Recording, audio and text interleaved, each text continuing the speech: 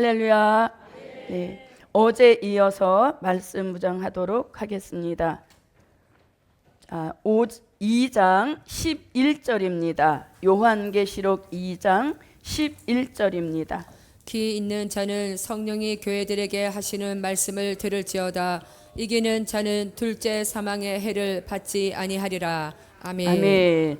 자, 순서적으로 볼 때 11절부터 들어가야 되겠지만 제가 어제 10절 말씀 증거할 때에 그 죽도록 충성하라, 충성에 대한 말씀을 빼놓은 것이 있습니다. 그래서 거기부터 들어가도록 하겠습니다. 요한계시록 2장 10절에서 죽도록 충성하라, 이거였습니다. 자, 충성에 대한 말씀은 히브리서 3장 1절부터 6절에서 충성에 대한 기준을 알려주고 있습니다. 자, 충성의 구약시대 충성의 그 예표로는 모세 선지를 들 수 있습니다. 그리고 신약시대에 들어와서 충성의 예표로는 예수님을 들고 있습니다. 자, 말씀을 한번 읽어보겠습니다. 그러므로 함께 하늘의 부르심을 입은 거룩한 형제들아, 우리의 믿는 도리의 사도시며 대제사장이신 예수를 깊이 생각하라. 저가 자기를 세우신 이에게 충성하시기를 모세가 하나님의 온 집에서 한 것과 같으니, 저는 모세보다 더욱 영광을 받을 만한 것이 마치 집 지은 자가 그 집보다 더욱 존귀함 같으니라. 집마다 지은 이가 있으니 만물을 지으신 이는 하나님이시라. 또한 모세는 장래에 말할 것을 증거하기 위하여 하나님의 온 집에서 사환으로 충성하였고, 그리스도는 그의 집 맡은 아들로 충성하였으니, 우리가 소망의 담대함과 자랑을 끝까지 견고히 잡으면 그의 집이라. 아멘. 아멘. 그래서 구약 시대에는 모세 선지의 충성을 들었습니다.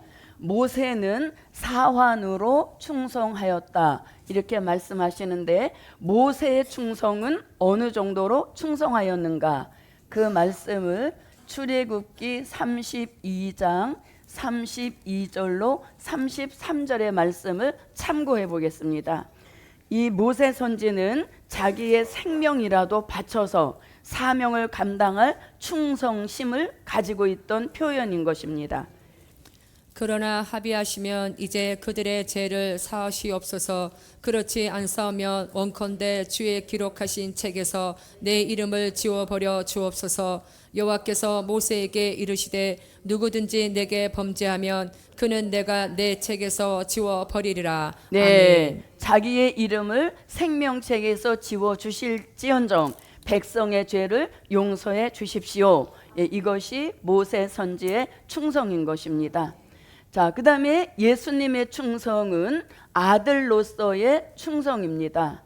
예수님의 충성은 마태복음 27장 45절로 46절에서 그 기준을 알아볼 수 있습니다. 예수님은 십자가에 하나밖에 없는 목숨을 내어주신 이 정도의 충성이었습니다. 제6시로부터 온 땅에 어두움이 임하여 제9시까지 계속하더니, 제9시쯤에 예수께서 크게 소리 질러 가라사대, 엘리 엘리 라마 사막다니 하시니, 이는 곧 나의 하나님 나의 하나님 어찌하여 나를 버리셨나이까 하는 뜻이라. 네, 그러니까 이 충성은 모두가 다 목숨 건 충성이었다는 것입니다. 목숨을 내어놓은 충성이었다는 것입니다. 그래서 마지막 우리 시대에도 복음 받은 종들에게 요구하시는 것은 무엇이다? 충성입니다. 어느 만큼? 죽도록 충성인 것입니다.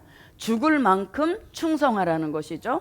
최선을 다하는데 충성을 요구하신 교회가 7교회 중에서 가장 형편이 어려운 교회였습니다. 왜냐하면 환난과 궁핍을 현재 겪고 있었고, 또 고난도 올 것이고 시험도 올 것이라는 열악한 환경이었지만, 이 교회에 요구하시는 것은 무엇이다? 죽도록 충성인 것입니다. 그래서 모세 선지같이 예수님같이 우리 시대에도 충성을 요구하시는 그 하나님의 뜻을 저도 여러분도 바로 알으셔서 뭔가 복음을 위하여서 꼭 해야 된다는 것입니다. 예, 그래서 복음 안에서도 뭔가 자꾸 해서 내가 땀 흘리고 수고하고 있다는 것을 하나님이 인정, 보고 계시다는 것을 저도 여러분도 인지하시기를 바라겠습니다. 자, 이렇게 해서 이제 10절을 마치고 자, 이제 11절로 들어가겠습니다. 요한계시록 2장 11절. 귀 있는 자는 성령이 교회들에게 하시는 말씀을 들을지어다. 이기는 자는 둘째 사망의 해를 받지 아니하리라. 네, 아멘. 이제 서문화 교회를 정리해 주시는 말씀이 되겠습니다.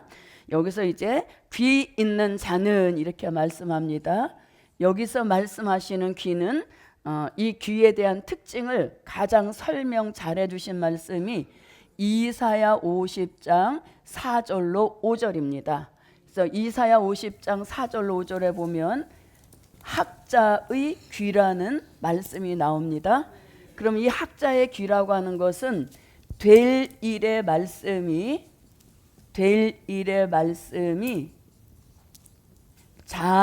들리도록 열어주신 귀, 그 귀를 뭐라고 한다? 학자의 귀라고 하는 것입니다. 그래서 귀가 내 몸에 붙어 있는 내 어떤 육적 기능의 한 부분인 것입니다. 그런데 우리 귀를 어느 쪽으로 길들이느냐가 굉장히 중요합니다. 자꾸 사람의 말에 귀를 기울이려고 하면 내 귀는 땅에 속한 귀로 자꾸 전락이 되는 것입니다. 그러나 내 귀를 자꾸 어느 쪽으로 될 일의 말씀 쪽으로 자꾸 귀를 기울이면 내 귀도 그쪽으로 더 발전 기능이 많이 발달이 된다는 것이죠. 그래서 우리가 이 귀에 대한 그 관리를 잘해야 됩니다. 사람의 말이 들릴 때는 어떻게 이 귀를 닫아야 되겠죠. 졸려야 됩니다.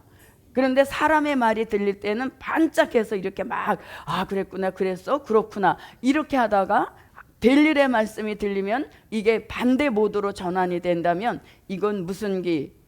주인의 그 뜻을 본받지 않는 귀인 겁니다. 그래서 저도 여러분도 어디에 길들인 귀, 될 일의 말씀이 잘 들리도록 그쪽으로 자꾸 내가 듣는 기능을 향상시켜야 된다는 것이죠. 그렇게 해야 사람의 말이 시시하게 들리는 것입니다. 그리고 하나님의 말씀, 될 일의 말씀이 내 귀에 울리는 말 중에서 가장 존귀한 그런 말씀으로 자꾸 듣는 기능이 향상이 돼야 된다는 것입니다. 자, 이렇게 우리 귀를 열어주셔서 들린다 할지라도 우리가 들을 때 좋은 습관을 미가 선지자가 미가서 1장 2절에서 자세를 알려주고 있습니다. 자, 먼저 이사야 50장을 보겠습니다. 주 여호와께서 학자의 혀를 내게 주사 나로 곰핍한 자를 말로 어떻게 도와줄 줄을 알게 하시고 아침마다 깨우치시되 나의 귀를 깨우치사 학자같이 알아듣게 하시도다. 주 여호와께서 나의 귀를 열으셨으므로 내가 거역지도 아니하며 뒤로 물러가지도 아니하며. 아멘. 네, 들을 때 어떻게 들어라? 자세히 들어서 흘러 떠내려 가지도 않게 하시고 또 자기 신비에 새겨서 빼앗기지도 않도록 잘 간수하는 이런 역사가 듣는 과정에서 우리에게 좋은 습관이 키워지게 된다는 것입니다. 자, 이러한 역사 있습니다. 백성들아 너희는 다 들을지어다. 땅과 거기 있는 모든 것들아 자세히 들을지어다. 주 여호와께서 너희에게 대하여 증거하시되 곧 주께서 성전에서 그리하실 것이니라. 네, 아멘. 그래서 이 귀 있는 자는 이라는 말씀은 칭찬받은 교회든 권면받은 교회이든 책망받은 교회이든 7교회에 똑같이 주시는 말씀인 것입니다. 그래서 한 번 열어주셨다고 태무심하게 있으면 안 되겠습니다. 자꾸 우리가 듣는 기능이 중요해야 됩니다. 왜냐하면 사람은 들은 것만큼 내어놓게 되어 있기 때문에 내가 어느 정도로 흡수력이 강하냐 이게 듣는 순간에 결정이 되는 것입니다. 그래서 막 흡입력 있게 말씀을 빨아들이는 그 기능이 바로 귀에 있다는 것입니다. 그래서 자세히 들으라. 자, 그 다음에 이제 또 보십시오. 귀 있는 자는 성령이 교회들에게 하시는 말씀을 들으라 그랬습니다. 그래서 이 말씀은 다 누가 주시는 말씀? 성령이 주시는 말씀입니다. 그래서 이것은 성령이 직접 주시는 말씀인 것으로 들어야 그 말씀이 내게 복이 되는 것입니다. 사람의 말로 듣지 말라는 뜻입니다. 그리고 교회들은 이 성령이 교회들에게 하시는 말씀을 듣고 모든 교회가 다 신령한 영적 교회가 되기를 원하신다는 겁니다. 무슨 교회도 나오니까 구원받지 못하고 심판받을 음료 교회도 나오기 때문에 성령이 교회들에게 하시는 말씀을 자세히 듣고 모든 교회가 다 구원에 이르는 신령한 영적 교회가 되기를 원하신다는 겁니다. 자, 그 다음에 말씀을 들으라 그랬습니다. 그럼 여기서 말씀은 무슨 말씀? 될 일의 말씀인 것입니다. 그래서 우리 시대에는 어떠한 일에 있어서도 될 일의 말씀이 기준이 되어야 되는 것입니다. 그래서 될 일의 말씀을 들을지어다. 그리고 못하는 자, 이기는 자에 대한 말씀을 주십니다. 자, 그러면 이 서머나 교회가 이기는 자가 되려면 무엇을 이겨야 됩니까? 환난과 궁핍을 이겨야 됩니다. 무엇을 가지고? 이 교회에 주신 믿음의 부요함. 실상은 내가 부요한 자라 이렇게 말씀하셨기 때문에 이미 주신 믿음의 부요함을 가지고 환난과 궁핍을 이겨라. 그 사람이 이기는 자가 된다는 것입니다. 또 참고로 한다면 이 교회는 고난도 이겨야 하고 또 시험도 이겨야 하는 그런 역사인 것입니다. 그래서 환난과 궁핍을 이기는 자는 그 다음에 주실 축복이 뭐다? 둘째 사망의 해를 받지 않게 하신다 이렇게 말씀합니다. 둘째 사망의 해를 받지 않게 하신다 이렇게 말씀합니다. 자, 그러면 둘째 사망이라는 말씀은 이제 성경에서 처음 등장하는 겁니다. 이것이 사복음서에는 나와 있지 않습니다. 둘째 사망이 뭐냐? 둘째 사망이 뭐냐? 가장 정확하게 알려주시는 말씀이 있는데 그게 바로 요한계시록 20장 14절에서 둘째 사망은 이런 것이다 하는 것을 아주 정확하게 알려주십니다. 사망과 음부도 불못에 던지우니 이것은 둘째 사망 곧 불못이라. 네, 아멘. 어디에 들어가는 게 둘째 사망? 불못에 들어가는 것이 둘째 사망이라는 것입니다. 자, 그러면 둘째 사망을 좀 더 자세하게 설명해 보면 이렇습니다. 자, 음부에 있던 음부는 누가복음 16장 22절부터 23절에서 음부에 있던 영혼이 백보자 심판 때 이 백보자 심판은 요한계시록 20장 11절로 14절입니다. 백보자 심판 때 심판의 부활로 나와서 심판의 부활. 자, 심판의 부활이라는 말씀은 요한복음 5장 28절로 29절에서 말씀하고 있습니다. 심판의 부활로 이때 나와서 어디에 들어간다? 불못. 다시 말하면 이게 지옥인 것입니다. 불못에 들어가는 것을 무슨 사망? 네, 둘째 사망이라고 하는 것입니다. 그래서 둘째 사망은 뭘 가리키느냐? 음부에 있던 영혼이 백보자 심판, 죽은 자의 심판, 전체 부활 때 심판의 부활로 나와서 어디로? 몸을 가지고 부활한 몸을 가지고 불못에 들어가는 것을 둘째 사망이라고 하는 것입니다. 그러니까 이 교회는 이 사망의 피해를 받지 않게 하신다. 이렇게 말씀하시는 겁니다. 자, 그럼 음부라는 말씀 한번 읽어봅니다. 이에 그 거지가 죽어 천사들에게 받들려 아브라함의 품에 들어가고 부자도 죽어 장사되매 저가 음부에서 고통 중에 눈을 들어 멀리 아브라함과 그의 품에 있는 나사로를 보고 아멘. 네, 음부는 그러니까 누가 가는 곳, 믿지 않고 죽었거나 잘못 믿은 자의 영혼이 가는 곳을 음부라고 하는 것입니다. 그래서 사람이 죽으면 바로 어디로 가는 게 아니고 지옥, 불못으로 가는 것이 아니라 잘못 믿고 죽었으면 그 영혼이 음부에 가 있다는 것입니다. 가 있다가 천년왕국 끝에 일어나는 백보자 심판, 이때 이제 심판의 부활로 나오게 되는 것입니다. 백보자 심판 읽어봅니다. 또 내가 크고 흰 보좌와 그 위에 앉으신 자를 보니 땅과 하늘이 그 앞에서 피하여 간데 없더라. 또 내가 보니 죽은 자들이 물론대소하고 그 보좌 앞에 섰는데 책들이 펴 있고 또 다른 책이 펴졌으니 곧 생명책이라. 죽은 자들이 자기 행위를 따라 책들에 기록된 대로 심판을 받으니 바다가 그 가운데서 죽은 자들을 내어주고 또 사망과 음부도 그 가운데서 죽은 자들을 내어주매 각 사람이 자기의 행위대로 심판을 받고 사망과 음부도 불못에 던지우니 이것은 둘째 사망 곧 불못이라. 아멘. 아멘. 네, 그래서 이렇게 백보자 심판 때 심판의 부활로 살아나는 것입니다. 심판의 부활이란 말씀은 요한복음 5장 28절로 29절에 있습니다. 이를 기이 여기지 말라. 무덤 속에 있는 자가 다 그의 음성을 들을 때가 오나니 선한 일을 행한 자는 생명의 부활로 악한 일을 행한 자는 심판의 부활로 나오리라. 네, 아멘. 악한 일을 했다는 것은 당연히 믿어야 할 예수를 믿지 않았다는 것이고 바로 믿어야 되는 것을 바로 믿지 못한 그 행위를 뜻하는 것입니다. 자, 이리서 이때 어디로 간다? 불못 지옥에 들어가는 것입니다.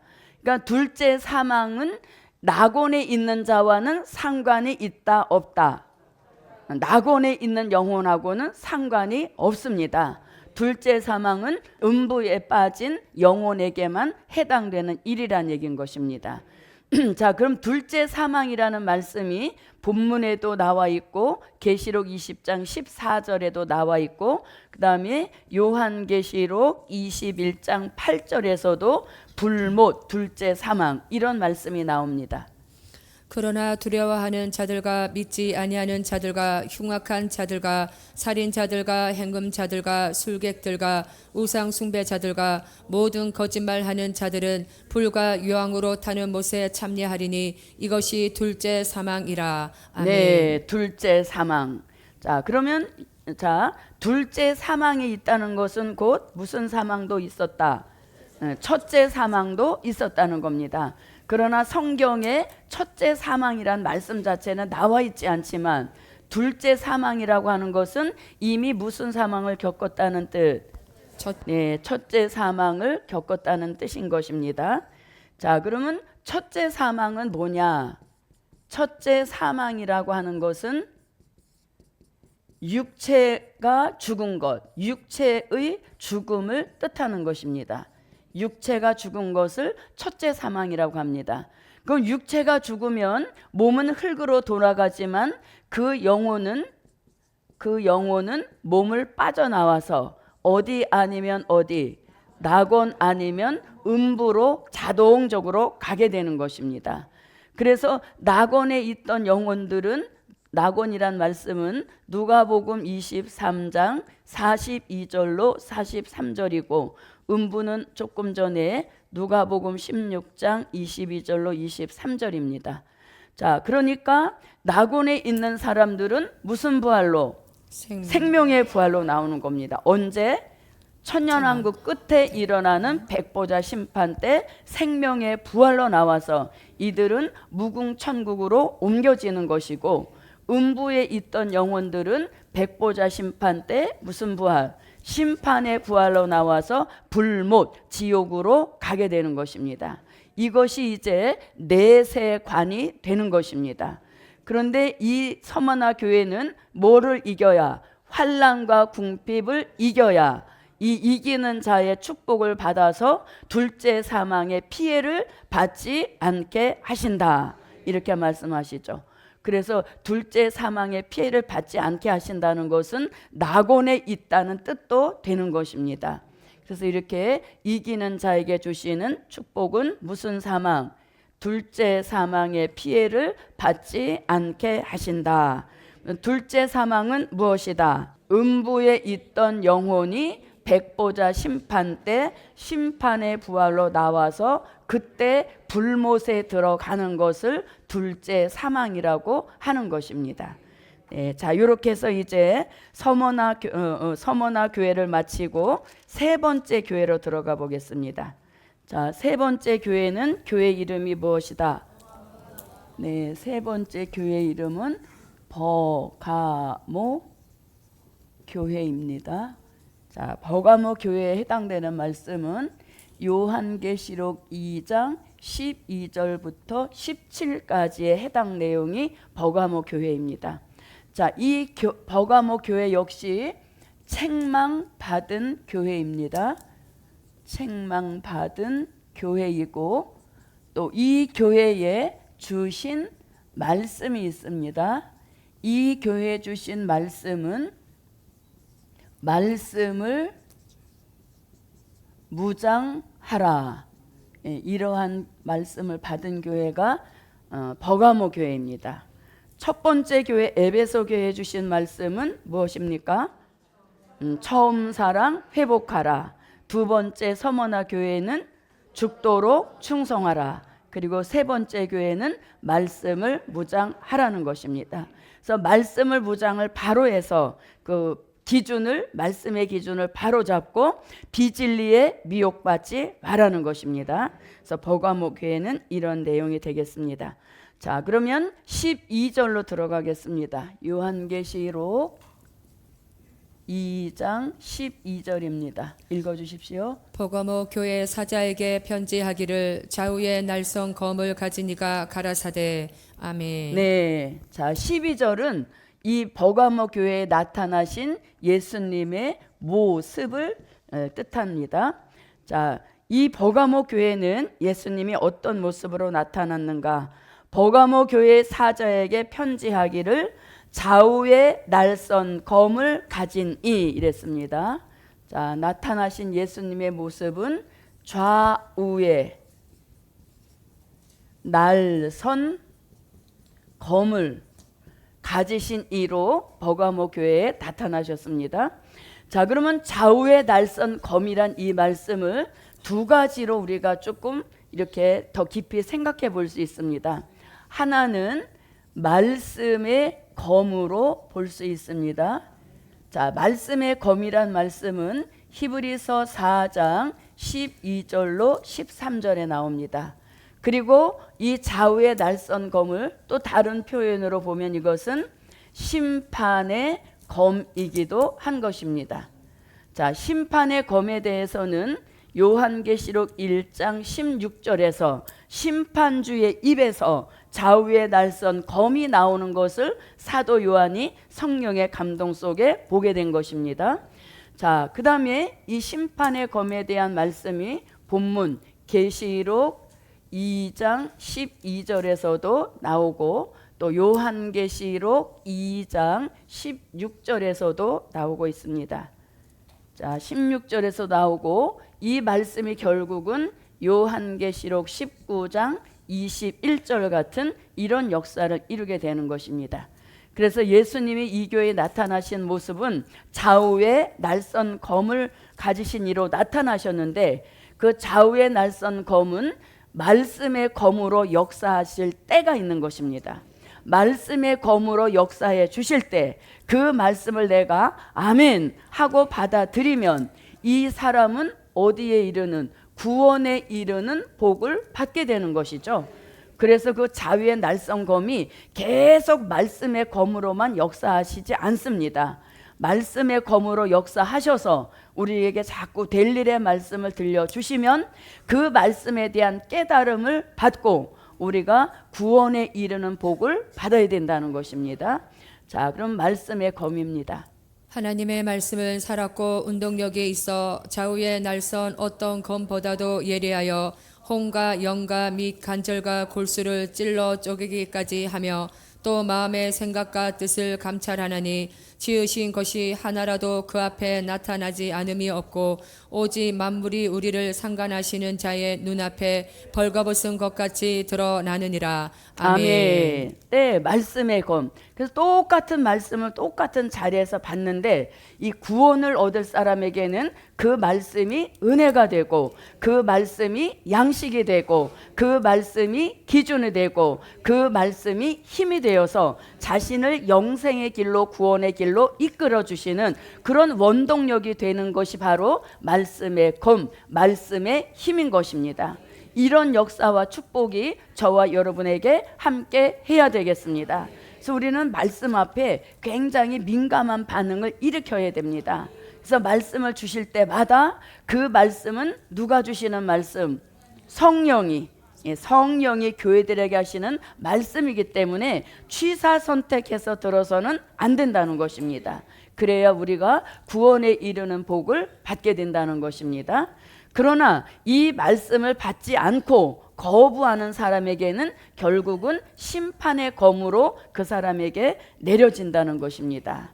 자, 그러면 심판의 검에 대한 말씀을 한번 보겠습니다. 그 오른손에 7 별이 있고 그 입에서 좌우에 날선 검이 나오고 그 얼굴은 해가 힘있게 비치는 것 같더라. 아멘. 네. 자, 그 입에서 좌우에 날선 검. 그러면 그 입은 누구의 입? 그냥 예수님이라고 하면 너무 광범위하죠. 예, 그래서 심판주의 입에서 나오는 검이기 때문에 심판의 검이 되는 것입니다. 다음에 계시록 2장 12절 본문 한번 읽어봅니다. 버거모 교회 사자에게 편지하기를 좌우에 날선 검을 가진 이가 가라사대. 네, 아멘. 자, 그 다음에 요한계시록 2장 16절입니다. 그러므로 회개하라. 그리하지 아니하며 내가 내게 속히 임하여 내 입의 검으로 그들과 싸우리라. 네, 내 아멘. 입의 검으로 그들과 싸우리라. 싸운다 하시니까 그것은 심판의 검이 된다는 것입니다. 자, 그 다음에 여기서 싸운다 그랬습니다. 내 입의 검으로 그들과 싸우리라 그랬습니다. 그러면 이 싸우리라 하신 말씀이 요한계시록 19장 11절로 13절에 보면 심판주 예수님이 공의로 심판하며 싸우더라 했습니다. 그래서 2장 16절에서 싸운다는 것은 여기를 내다본 말씀이 되겠습니다. 자, 계시록 19장 11절로 13절이 되겠습니다. 또 내가 하늘이 열린 것을 보니 보라 백마와 탄 자가 있으니 그 이름은 충신과 진실이라. 그가 공의로 심판하며 싸우더라. 그 눈이 불꽃 같고 그 머리에 많은 면류관이 있고 또 이름 쓴 것이 하나가 있으니 자기밖에 아는 자가 없고 또 그가 피 뿌린 옷을 입었는데 그 이름은 하나님의 말씀이라 칭하더라. 아멘. 네, 자, 이렇게 이제 심판의 검, 결국은 이런 역사를 이루시는 겁니다. 요한계시록 19장 21절입니다. 그 나머지는 말탄 자의 입으로 나오는 검의 죽음에 모든 새가 그 고기로 배불리 우더라. 아멘. 네, 자, 그래서 나타나신 예수님의 모습은 좌우에 날선 검을 가지신 이로 나타나셨습니다. 이럴 때 우리는 말씀의 검으로 받으셔서 고칠 것은 고치게 하시고 치료받을 것은 치료받게 하셔서 구원의 길로 가게 하시는 그 축복이 함께 하시기를 바랍니다. 자, 그 다음에 이제 13절로 들어가 봅니다. 요한계시록 2장 13절입니다. 내가 어디 사는 것을 내가 아노니 거기는 사단의 위가 있는 데라. 내가 내 이름을 굳게 잡아서 내 충성된 증인 안디바가 너희 가운데 곧 사단에 거하는 곳에서 죽임을 당할 때에도 나를 믿는 믿음을 저버리지 아니하였도다. 아멘. 아멘. 자, 그럼 이제 13절은 이 교회가 책망받은 교회이지만 또 인정해 주시는 부분도 있습니다. 그래서 내가 어디 사는 것을 내가 아노니, 안다는 것은 인정하신다는 겁니다. 자, 근데 인정하시는 것이 부분이 이렇습니다. 자, 거기는 사단의 위가 있는 데라. 그러니까 버가모 교회는 사단의 위가 있는 곳에 세워진 교회란 얘기인 것입니다. 그러니까 굉장히 어려움을 당할 수밖에 없는 것이죠. 뭐가 있는 곳이니까? 사단의 위가 있는 곳이라는 겁니다. 그러면 사단의 위가 있는 곳을 그곳에 너희 교회가 있는 것을 내가 아노라 이렇게 말씀합니다. 그러면 사단의 위가 있다는 것을 그 아래 구절에서 잘 설명해 주십니다. 자, 13절 내가 어디 사는 것을 내가 아노니 거기는 사단의 위가 있는 데라 이렇게 해놓고 그 다음 줄에 보면은 곧 사단의 거하는 곳 이렇게 돼 있죠. 그러니까 사단의 위가 있다는 것은 무슨 뜻? 사단이 거하는 곳이라는 겁니다. 사단이 거하는 곳.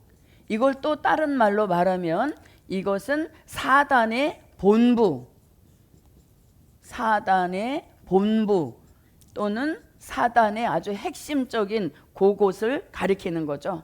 그러니까 서머나 교회는 굉장히 영적으로 아주 힘든 그 사단의 압박이 너무 심한 그런 교회인 것을 알려줍니다.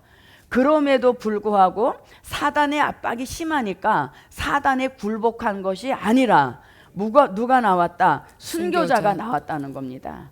그러니까 이런 사단이 역사하는 곳에 있으면 기가 꺾이고 눌리키고 또 다른 사람은 타협하고 이렇게 되는데 이 교회는 그렇게 하지 않고 어떻게 순교를 했다는 것이죠. 내가 너랑 타협하느니 차라리 나는 죽겠노라. 죽음 순교를 선택했다는 것입니다. 그래서 사단의 위가 있는 곳을 내가 알고 그럼에도 불구하고 내 이름을 굳게 잡았다 이렇게 말씀하죠. 내 이름을 굳게 잡았다. 그러므로 뭘 이길 수 있었습니까? 사단의 본부가 있는 이 열악한 환경을 이길 수 있었다는 것입니다. 내 이름을 굳게 잡았다 할 때 내 이름은 누구? 예수 이름인 것입니다. 시작도 예수 이름, 중간도 예수 이름, 마치는 것도 예수 이름입니다. 그래서 이 버가모 교회가 사단의 역사를 이길 수 있는 것은 누구의 이름을 가지고 있었기에 네, 타협 없는 예수의 이름만 부르짖었을 때 사단의 위가 있었지만 그것을 승리할 수 있는 역사를 받았다는 것입니다. 자, 그 다음에 내 이름을 굳게 잡아서 내 충성된 증인 누가? 안디바가 이랬습니다. 자, 안디바가 어떻게 했다? 네, 안디바가 너희 가운데 곧 사단의 거하는 곳에서 죽임을 당했다는 겁니다. 안디바가 뭐 했다? 죽임을 당했다. 네, 죽임을 당했다는 겁니다. 그럼 죽임을 당했다는 것은 결국 무엇했다? 순교했다는 얘기인 것입니다. 그러니까 순교자가 나올 정도로 이 사상 자체는 잘 되어 있다는 것입니다. 사상 자체는 잘 되어 있어서 비진리와 타협하느니 차라리 나는 죽음을 택하겠노라. 죽임을 당했다는 것입니다. 순교자가 나온 교회니까 굉장히 사상이 철저하게 무장된 그런 교회라는 것입니다. 자, 사단에 겨하는 곳에서 죽임을 당할 때에도 나를 믿는 믿음을 저버리지 않았다는 것입니다. 그러면 자, 예수 믿는 믿음도 어떻게 했어요? 잘 지켰다는 것입니다. 자, 순교자가 나와서 기가 팍 죽어서 다 도망간 것이 아닌 겁니다. 오히려 순교자가 딱 나오니까 내 예수의 이름을 더 굳게 잡을 수 있었고 그 다음에 그 예수를 믿는 믿음도 더 강해지는 이런 역사를 받았다는 것입니다. 여기서는 정말 이렇게 자기네들 눈앞에서 죽임을 당하는 순교자가 나왔음에도 불구하고 절대로 꺾이지 않았다는 것입니다. 예수의 이름을 더 강하게 붙드는 것이고 그 예수 믿는 믿음이 더 강해지는 그런 역사가 일어났다는 것입니다. 그래서 순교자를 배출한 굉장히 괜찮은 교회였다는 겁니다.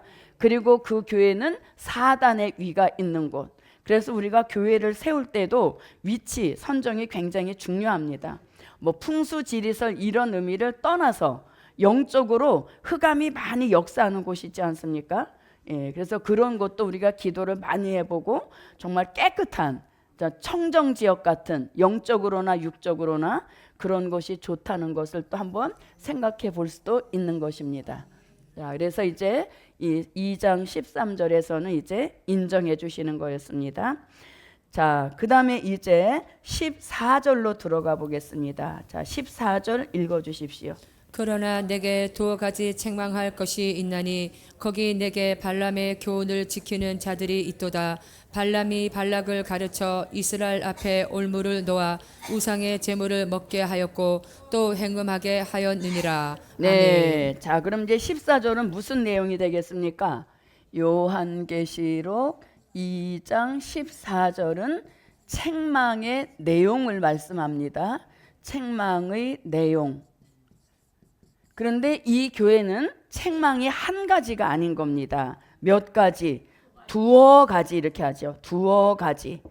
자, 그러면서 보세요. 그러나 내게 두어 가지 책망할 일이 있나니, 한 가지 책망만 해도 버거운데 이 교회는 두어 가지다 이렇게 말씀합니다. 자, 그러면 두어 가지 책망 중에서 가장 첫 번째 나온 책망이 뭐냐면 거기 내게 발람의 교훈을 지키는 자들이 있도다 이렇게 말씀합니다. 책망한 내용 첫 번째는 뭐냐면 발람의 교훈을 지킨 것, 이거 무엇이에요? 책망받을 내용이라는 것입니다. 발람의 교훈을 지켜낸 것이 책망의 내용이라는 것입니다. 자, 그러면 이 발람이라고 하는 인물이 역사 속으로 사라진 인물인 것입니다. 이 발람에 대한 말씀이 민수기 22장에 등장이 됩니다. 자, 발람과 있으면 또 누구도 있다? 발락도 있습니다. 그래서 발락의 교훈을 지킨 이것이 뭐가 되었다? 책망의 내용이 되었다는 겁니다. 자, 그러면 발람과 발락에 대한 말씀을 한번 찾아보겠습니다. 민수기 22장으로 가보겠습니다. 민수기 22장. 자, 민수기 22장. 자, 1절부터 보면은 너무 많이 시간이 가니까 이 발락이 누군지를 알려주는 말씀이 4절에 나옵니다. 4절. 미디안 장로들에게 이르되 이제 이 무리가 소가 밭의 풀을 뜯어 먹음같이 우리 사면에 있는 것을 다 뜯어 먹으리로다 하니 때에 십볼의 아들 발락이 모압 왕이었더라.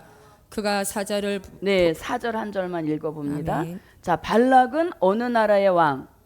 네, 모압이라고 하는 이방 나라의 왕이었습니다.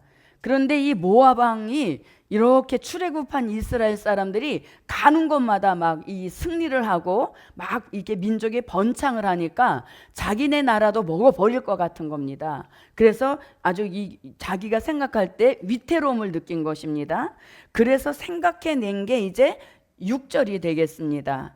자, 5절부터 6절을 한번 읽어봅니다. 그가 사자를 부올의 아들 발람의 본향 강변 부돌에 보내어 발람을 부르게 하여 가로되 보라 한 민족이 애굽에서 나왔는데 그들이 지면에 덮여서 우리 맞은편에 가하였고 우리보다 강하니 청컨대 와서 나를 위하여 이 백성을 저주하라. 내가 혹 쳐서 이기어 이 땅에서 몰아내리라.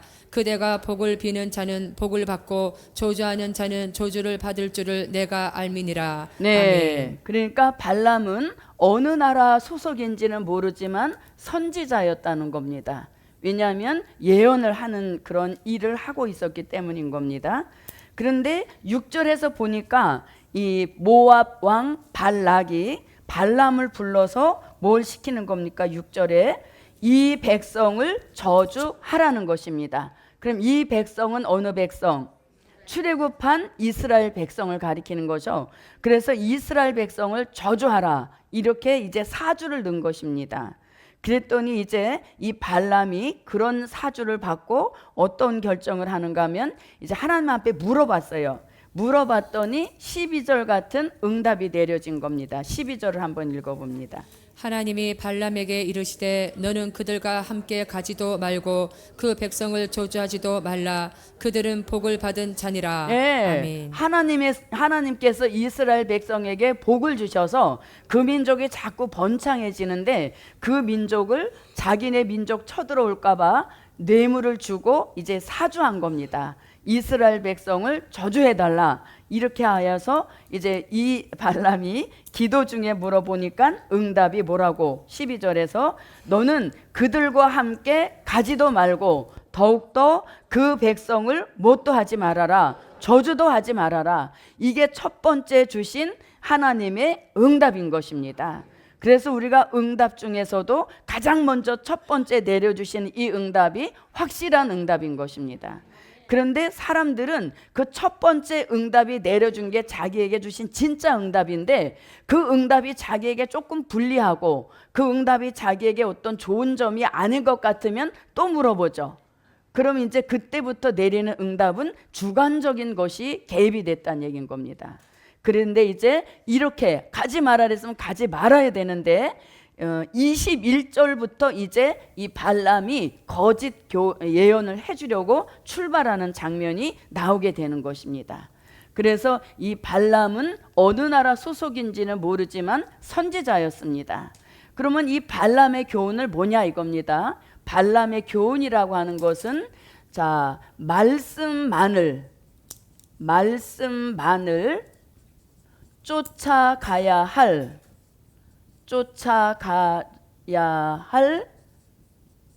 하나님의 사람이, 즉 선지자가 하나님의 사람이 무엇을 버리고 자기에게 주신 말씀을 버리고 자기를 미혹하는 뭘 쫓아간 거. 발락은 왕이니까 물질이 많았을 거 아닙니까? 그래서 그 많은 물질을 가지고 이 하나님의 사람을 미혹했다는 겁니다. 그래서 말씀을 버리고 물질을 쫓아간 것, 이게 무슨 교훈이다? 발람의 교훈인 것입니다. 그러니까 하나님의 사람이라면 당연히 뭔만을 쫓아가야 합니까? 말씀만을 쫓아가야 되는데 순간적으로 이 말씀이 어떻게 자기를 더 강력하게 붙들어 주셔야 되는데 그 말씀을 버리고 쫓아가서는 안 될 물질을 쫓아감으로 인하여서 이 후일에 이 발람은 무엇에 미친 선지자? 물질에 미친 선지자라는 별명까지 얻게 된 것입니다. 자, 그러면 자 보십시오. 말씀만을 쫓아가야 할 하나님의 사람이 말씀을 버리고 물질을 쫓아가니까 자, 당나귀도 누구를 보았습니까? 여호와의 사자를 본 거죠. 발람이 타고 가는 나귀도 하나님의 사자가 길을 가로막고 있는 것을 눈이 열려 본 것입니다. 그런데 물질의 눈이 어두워지니까 하나님의 사람은 그 여호와의 사자를 보지 못했다는 것이죠. 그래서 하나님의 사람에게 있어서 눈을 멀게, 이 신령한 영안을 어둡게 만드는 가장 첫 번째가 뭐예요? 물질인 것입니다. 그래서 이 물질하고 신령한 역사와는 굉장히 상극이라는 얘기인 것이죠. 그래서 말씀을 쫓아가면 뭔 저절로 쫓아온다. 물질은 절절로 쫓아오는데 선지자임에도 불구하고 그 간단한 진리를 깜빡 잊어먹고 미혹을 받아버렸다는 것입니다. 그래서 이게 우리 시대에 물질 없는 하나님의 사람들에게 주시는 뭐예요? 교훈인 것입니다. 자, 그럼 보십시오. 이 발람은 선지자입니다. 그리고 선지자 말고 또 제사장도 함께 있어서 하나님을 섬기는 그런 역사였습니다. 그럼 우리가 일반적으로 생각해 볼 때 선지자의 생활과 제사장의 생활, 어떤 생활이 그나마 좀 안정적일까요? 자, 제사장은 그 성전과 가까이 있는 삶을 사는 것입니다. 그리고 성전에서 주는 녹이 있는 것이죠. 그런데 선지자는 일정한 어떤 그런 안정적인 생활이 아닌 겁니다. 왜냐하면 오늘이라도 가라 하면 가는 것이고 또 다시 와라 하면 오는 것입니다. 그래서 선지자들은 그 생활 자체가 안정이 보장되지 못한 것입니다. 그러다 보니까 이 발람이라는 선지자도 물질의 부족을 늘 느끼며 살았다는 것입니다. 물질의 부족을 늘 느끼면서 살았는데 그 약점을 딱 앓은 것입니다. 그래서 많은 선지자가 있었지만 발람을 딱 지명한 것입니다. 왜? 이 사람은 가능성이 있다는 것이죠. 그래서 물질의 미혹을 받아서 하나님의 말씀을 버리고 물질을 쫓아간 이런 역사인 것이죠. 자, 보십시오. 아담하고 하와도 마찬가지입니다. 아담과 하와가 평상시에는 눈이 밝았습니다. 그래서 늘 하나님과 교통하고 교제하고 만나고 이런 사이였는데 뭘 딱 먹고 나니까, 선악과를 딱 먹고 나니까 눈이 바로 어두워져서 하나님의 역사를 하지 못하는 그런 경지에 도달했던 것처럼 우리들에게도 하나님의 신령한 사람이 되어야 되는데 가장 방해되는 것이 물질이라는 것입니다. 그래서 이 발람 선지자는 물질의 미혹을 이기지 못했기 때문에 훗날 물질에 미친 선지자라는 평을 받게 된 것입니다. 자, 그러면 이 말씀도 한번 읽어봅니다. 베드로 후서 2장 15절부터 17절까지 한번 보겠습니다. 저희가 바른 길을 떠나 미혹하여 부올의 아들 발람의 길을 쫓는도다. 그는 불의의 삭을 사랑하다가 자기의 불법을 인하여 책망을 받되 말 못하는 나귀가 사람의 소리로 말하여 이 선지자의 미친 것을 금지하였느니라. 이 사람들은 물 없는 샘이요 강풍에 밀려가는 안개니 저희를 위하여 캄캄한 어두움이 예비되어 있나니. 네. 아멘. 자, 요 말씀이 민수기에 있는 그 말씀을 그대로 옮겨온 것이죠.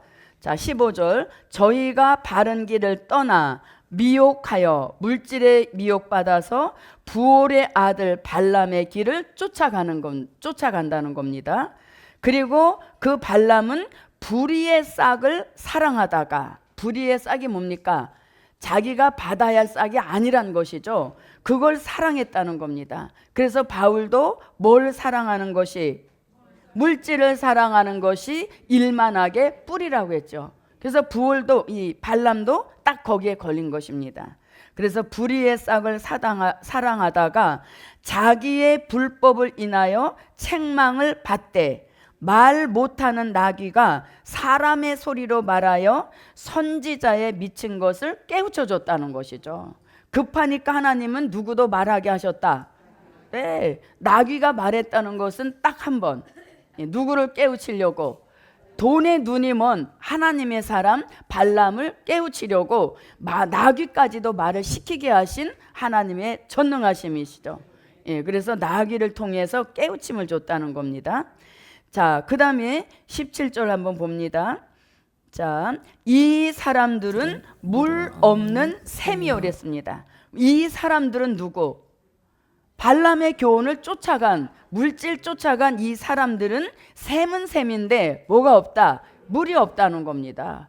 물 없는 샘 존재 하나만화인 것입니다. 자, 그 다음에 광풍에 밀려가는 안개라는 것입니다. 저희를 위하여 예비된 것은 무엇이다? 캄캄한 어두움만 예비되어 있다는 겁니다. 하나님의 사람이 말씀 버리고 물질 쫓아간 최후는 캄캄한 어둠이 기다리고 있다는 것이죠. 그럼 이 캄캄한 어둠 어디서 많이 들어봤죠? 어디서 들어봤습니까? 유다서 1장 13절을 한번 가보겠습니다. 유다서 1장 13절입니다. 자기의 수치의 거품을 뿜는 바다의 거친 물결이요 영원히 예배된 캄캄한 흑암에 돌아갈 유리하는 별들이라. 네, 아멘. 유리하는 별들이 돌아갈 것이 캄캄한 흑암이라는 것입니다. 그냥 물질의 미혹을 이기지 못하면 결국은 버림받는 역사 있음을 알려주고 있는 것이죠. 자, 그럼 보십시오. 발람과 발락은 이미 민수기 시대 때 사람이면 이 사람들은 출애굽 때 사람인 것입니다. 그런데 출애굽 때 사람을 다시 계시록에서 재등장시키는 것은 현대판 발람도 나올 것이고 현대판 누구도 발락도 나올 것이라는 겁니다. 그럼 이 말씀을 통해서 우리가 이렇게 뒤돌아볼 말씀이 뭐냐면 미가서 7장 15절과 고린도전서 10장 1절로 11절과 유다서 1장 5절인 것입니다. 자, 이 말씀의 공통점이 뭡니까? 출애굽 역사 다시 생각나게 한다는 말씀이죠. 미가서 7장 15절을 한번 보겠습니다. 내가 애굽 땅에서 나오던 날과 같이 내가 그들에게 기사를 보이리라. 네, 애굽 아멘. 땅에서 나오던 날, 그게 뭘 가리킵니까? 출애굽 역사를 뜻하는 것이죠. 자, 고린도전서 10장 다 읽으면 너무 오래 가니까 11절만 한번 읽어봅니다.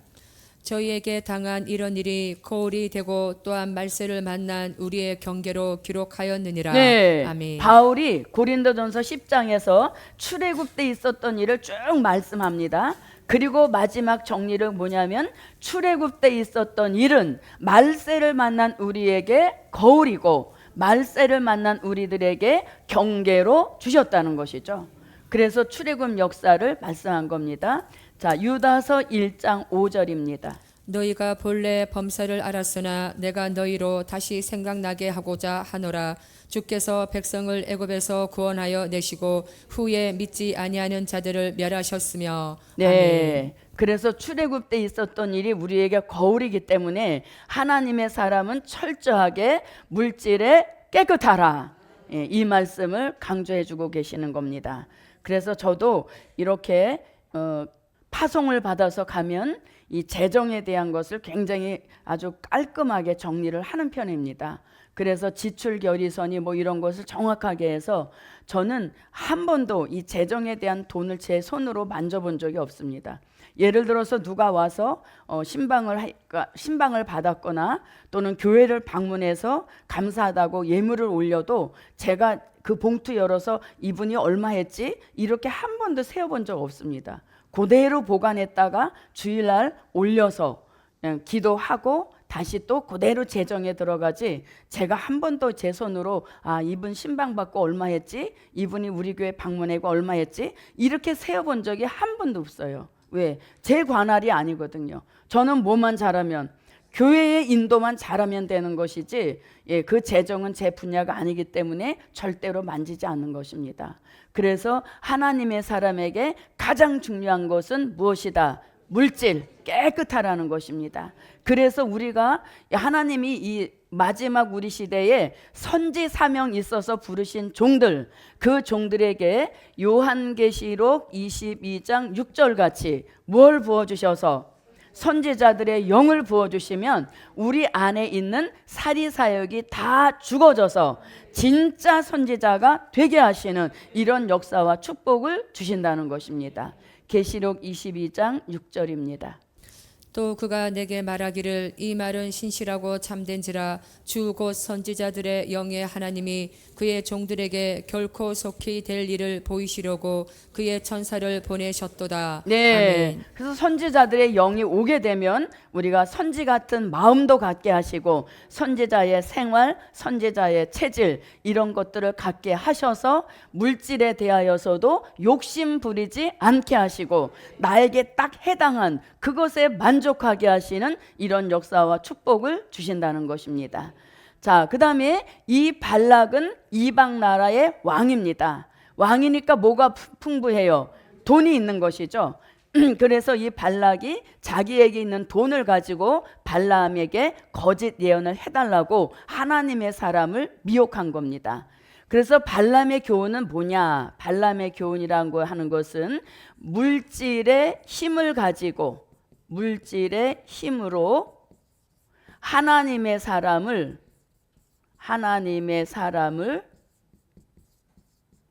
자기 뜻대로 움직이려 하는 것을 뭐라고 한다?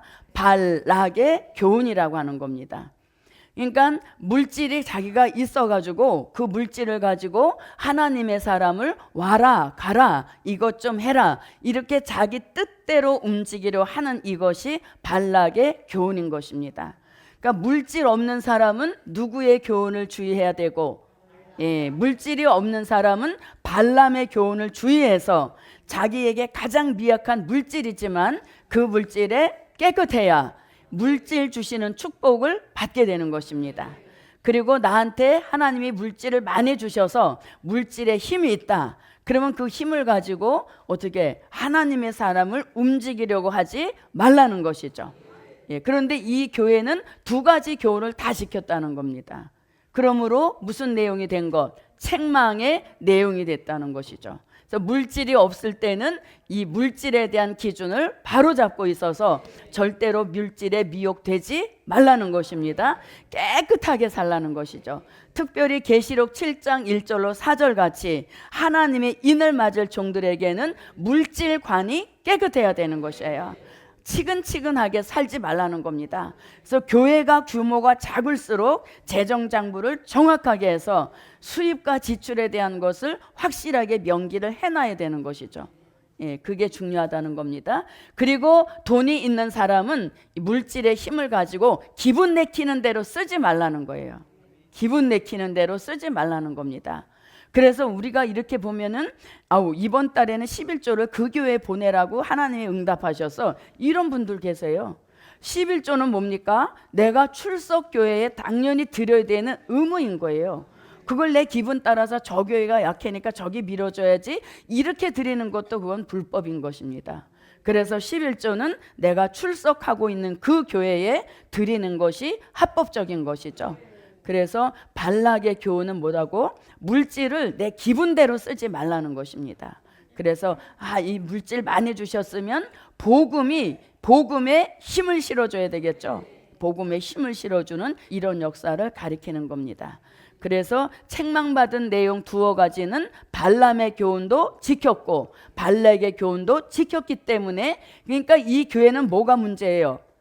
돈이 문제인 것이죠. 있어서 문제, 없어서 문제.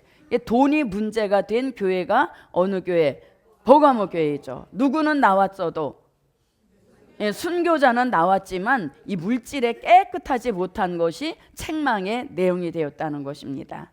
그래서 우리가 자기 자신을 생각해 볼 수 있죠. 나는 발람의 교훈일까? 발락의 교훈일까? 그걸 바로 분별하셔서 요거를 지키지 않아야 된다는 것이죠. 한마디로 말하면 돈을 초월해서 살으란 얘기인 것입니다. 금을 보기를 뭘 같이 하라. 네, 자, 그럼 이제 다음으로 한번 들어가 보겠습니다. 다시 본문으로 와서, 자, 그 다음에 이제 보십시오. 자, 책망할 것이 두어 가지 있나니 거기 내게 발람의 교훈을 지키는 자들이 있도다. 그래서 발람은 뭐에 미친 선지자? 물질에 미친 선지자. 그러니까 하나님의 사람이 미치려면 어디에 미쳐야 됩니까? 그렇죠. 말씀에 미치고 예수에 미쳐야 되는데 잘못 미친 겁니다. 미친 대상을 물질로 잡아버렸기 때문에 수천 년이 흐른 후세대에서 물질에 미친 선지자라는 오명이 성경에 계속 기록이 되어서 이게 후손들에게 계속 알려진 역사인 것이죠. 그래서 물질에 대한 말씀을 주신 겁니다.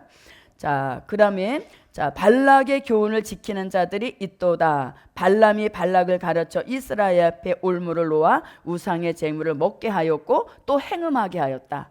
그래서 발람 선지자는 누구만 잘 섬겨야 됩니까? 하나님만 잘 섬겨야 되는데 그렇지 않았다는 것입니다. 그래서 이것이 책망받은 내용인 것입니다. 자, 그 다음에 15절로 들어가 보겠습니다. 자, 15절도 책망의 내용인 것입니다. 이와 같이 내게도 니골라 당의 교훈을 지키는 자들이 있도다. 네. 아멘. 자, 여기서도 책망의 내용은 뭡니까? 니골라 당의 행위입니다. 자, 이거는 우리가 에베소 교회 배울 때 나왔던 말씀입니다. 자, 니골라라는 사람은 사도행전 6장 3절로 5절에 나오는 사람이 되겠습니다. 사도행전 6장 5절로 3절을 가보겠습니다. 형제들아 너희 가운데서 성령과 지혜가 충만하여 칭찬 듣는 사람 7을 택하라. 우리가 이 일을 저희에게 맡기고 우리는 기도하는 것과 말씀 전하는 것을 전무하리라 하니 온 무리가 이 말을 기뻐하여 믿음과 성령이 충만한 사람 스데반과 또 빌립과 브로고로와 니가노르와 디몬과 바메나와 유대교에 입교한 안디옥 사람 니골라를 택하여 사도들 앞에 세우니 사도들이 기도하고 그들에게 안수하니라. 네. 그래서 7 집사 중 하나가 니골라입니다. 그런데 3절에 보니까 이 7 집사를 택하는 기준 3가지를 말씀합니다. 하나는 성령이 충만해야 되고 지혜가 충만해서 칭찬 듣는 사람 7을 택하라 할 때 니골라가 7 집사로 택함을 입었습니다. 그러니까 이 니골라 사람은 유대 교회에서 어디 교로? 예수를 믿는 기독교로 개종한 사람인 것입니다. 그래서 유대교는 행위를 많이 강조합니다. 그리고 기독교는 믿음을 강조하는 것이죠.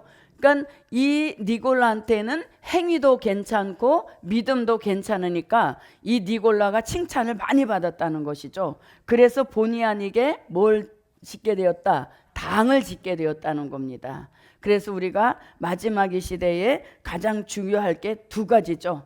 그러니까 이 버가모 교회는 두 가지가 문제인 겁니다. 하나는 물질의 문제에 걸린 것이고 또 하나는 사람의 문제에 또 하나 걸린 것입니다. 그러면 왜 니골라 당의 행위가 에베소 교회도 나오고 또 버가모 교회도 또 나오냐 이겁니다. 그러면 니골라 당은 뭡니까? 사람을 중심해서 사람이 좋아서 이런 것이 당이 됐다는 얘기인 거죠. 그러면 이 마지막 복음은 어디서부터 시작되는 복음입니까? 반모섬에서 이루어지는 진리인 것이에요. 반모섬은 뭐라고요? 혼자가 되는 것이죠. 외톨이가 되는, 영적으로 외톨이가 되는 것임에도 불구하고 사람이 좋아서 사람끼리 모연 당이 되었다는 것이죠. 반모섬의 진리와는 상극이란 얘기인 거예요. 그래서 우리가 이 니골라 당의 행위, 당 짓는 행위도 잘못됐지만 더 조금 깊이 들어가 보면 이 당을 짓고 있는 한 뭐는 형성이 안 됩니까? 반모섬의 형성은 절대 안 되는 거예요. 그래서 반모섬이 딱 이루어져야 이 마지막 복음에 대한 진짜 사도 요한 같은 그런 심정을 받게 되는 것이고, 사도 요한의 심정을 가지고 요한계시록을 읽게 되어지면 깨달음의 차원이 남다르다는 얘기인 것이에요. 그런데 사람끼리 모아가지고 막 이렇게 한다는 것은 굉장히 위험한 것이죠. 그래서 주의 종이 늘 우리에게 주시는 게 뭐예요? 불가근 불가원. 사람을 너무 가까이 해도 안 되고 너무 멀리 해도 안 되고 적정 거리를 유지하라는 것이죠. 그래서 우리가 마지막 이 시대에 사람 분별이 굉장히 중요한 겁니다. 그래서 요거랑 반대되는 것이 니골라 당이라는 이 말씀을 우리가 다시 한번 되새겼으면 좋겠습니다.